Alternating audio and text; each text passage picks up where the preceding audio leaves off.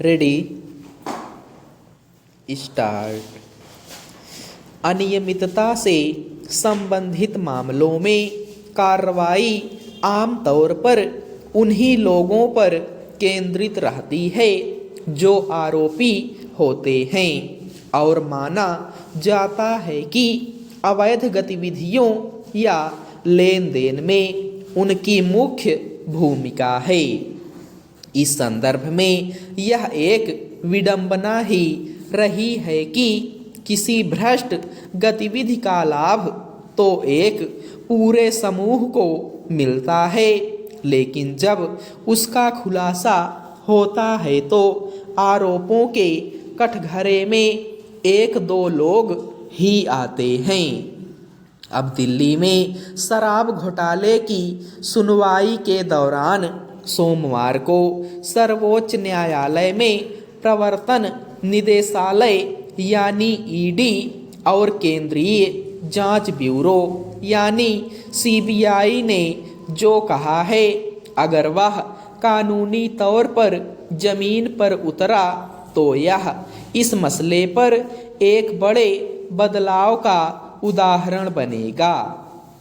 दरअसल दिल्ली आबकारी नीति मामले में पूर्व मुख्यमंत्री मनीष सिसोदिया की जमानत याचिका की सुनवाई के दौरान सीबीआई और ईडी ने अदालत को बताया कि इस मुकदमे में आम आदमी पार्टी को भी आरोपी बनाने पर विचार किया जा रहा है। आरोपों की प्रवृत्ति के सवाल पर अतिरिक्त महाधिवक्ता ने कहा कि आरोप अलग हो सकते हैं लेकिन अपराध एक ही होगा। जाहिर है अगर भ्रष्टाचार के आरोपों में इस स्तर पर कानूनी कार्यवाही चलती है तो इस संबंध में एक नया आयाम खुलेगा।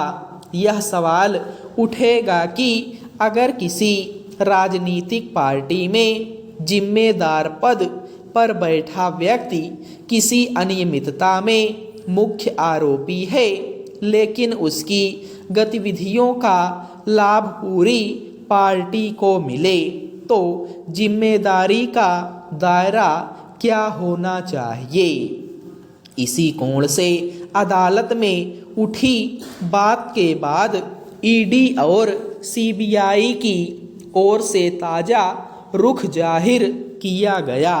गौरतलब है कि 5 अक्टूबर को हुई सुनवाई के दौरान सुप्रीम कोर्ट ने प्रवर्तन निदेशालय से पूछा था कि अगर शराब घोटाले से सीधे आम आदमी पार्टी को फायदा पहुंचा तो फिर उसे आरोपी क्यों नहीं बनाया गया।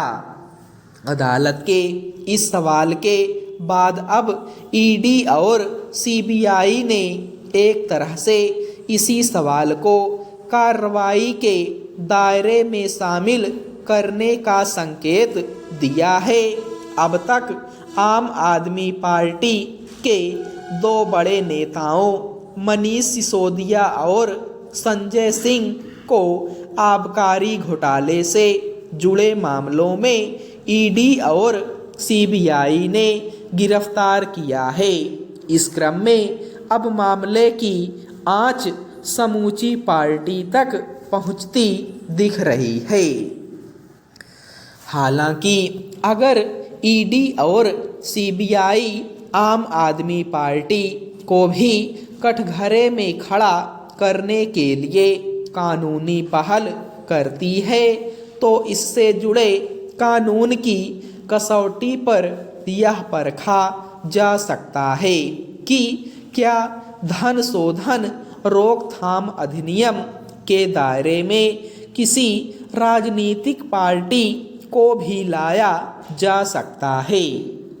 दरअसल धन शोधन रोकथाम अधिनियम की धारा 70 को अब तक कंपनियों के जरिए किए जाने वाले अपराधों की स्थिति में लागू होता रहा है। मगर यही कानून अगर राजनीतिक दल को आरोपी बनाने में उपयोग होता है तो संभव है कि इसके लिए अलग से कोई और कानूनी रास्ता अख्तियार करना पड़े। कानूनी पेचीदगियों की वजह से यह मसला बहस का केंद्र बनेगा। यह छिपी बात नहीं है कि भ्रष्टाचार या अनियमितता की लाभार्थी कई बार समूची पार्टी होती है, लेकिन कार्रवाई के दायरे में एक दो नेता आते हैं।